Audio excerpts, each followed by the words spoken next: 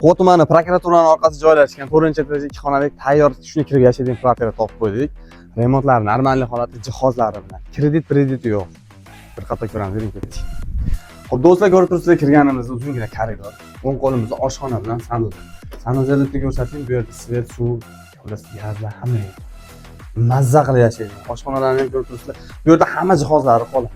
Xo'p, endi bu yerda olib chiqib ketiladigan xolodilnik, mayda-chuyda narsalar olib chiqib, mebellar, shu narsalar qoladi. Eng qizig'i duv kontrlar bor. Issiq suv, sovuq suv, muammo yo'q. Gazlar qoladi. Mazza qilib yashaydigan.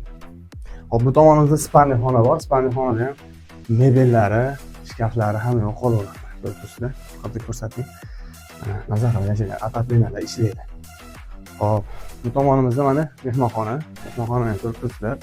Mazza qilib yashaydigan yaxshi variant. Bu yerda qoladigan narsalari, gilonlari, pardalari ham yo'q, shu qoladi. Xo'p, ushbu joyda narxini 23 ming so'ralyapti. Telefon qilaverasizlar.